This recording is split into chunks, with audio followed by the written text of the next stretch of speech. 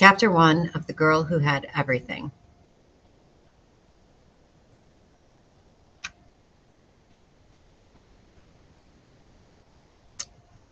Ew, groaned the girl next to Alice. Worms were laid out on the tables. They were almost a foot long. Alex wrinkled her nose at the sharp chemical smell. You'll have to share, said Miss Brennan, the science teacher. Everyone, please pick a partner. Alex felt her neck begin to flush. No one would pick her. She knew it.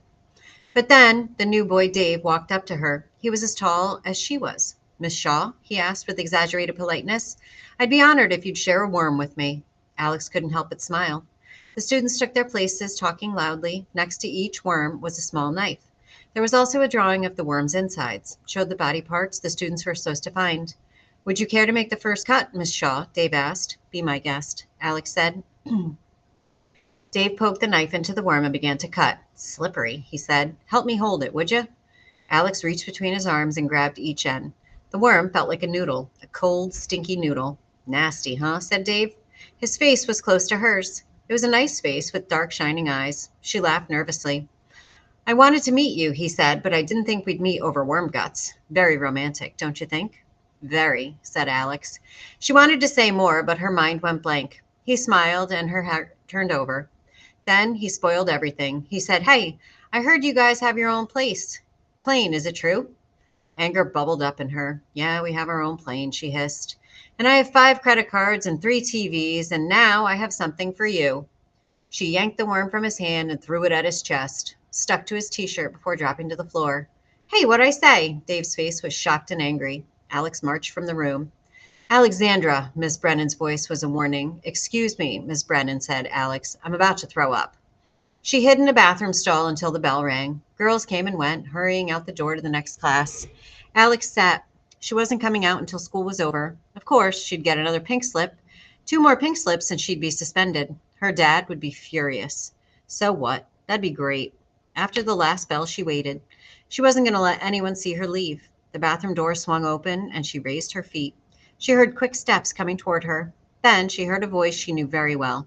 Missy, you come out of there right now, said Jerry Lynn. Alex opened the door. Jerry Lynn, her bodyguard, stood with her hands on her hips. Her face was a dark thundercloud. You are never, ever going to pull an idiot stunt like this again, she said. Is that understood, Miss Alex? Yes, ma'am, said Alex. They walked down the hallway. When that bell rings, Jerry Lynn went on, you go out in front where I can see you. Yes, ma'am, Alex sighed. A few kids turned from their lockers and stared. Alex looked down and wished the floor would swallow her up. The red luxury sedan was waiting out front. It was bright as a flag in the Los Angeles sun.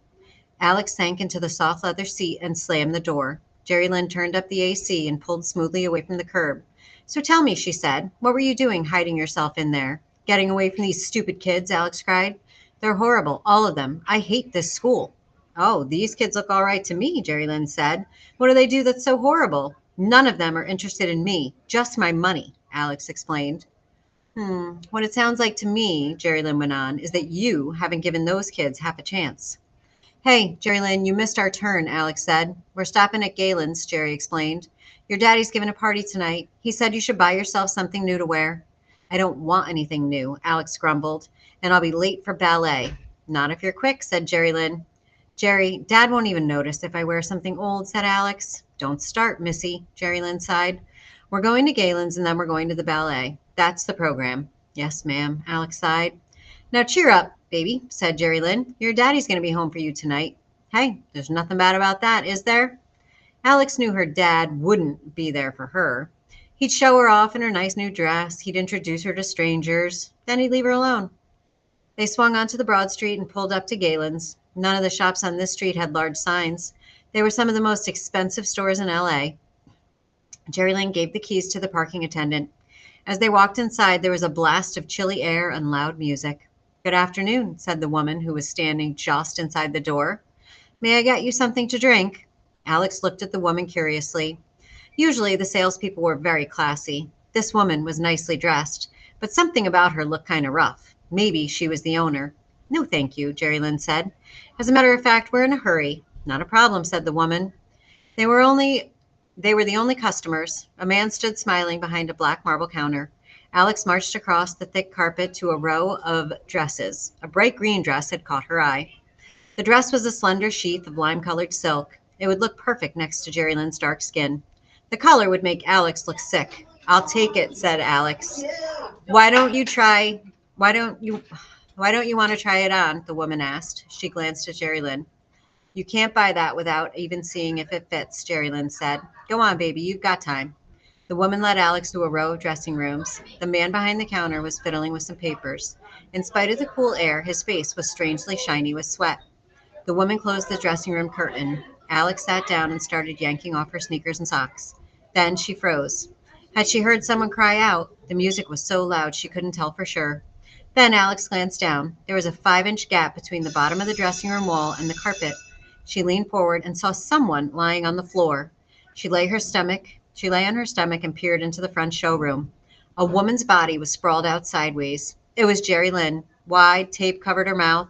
An ugly purple bruise was on her forehead. Her eyes were huge with fright.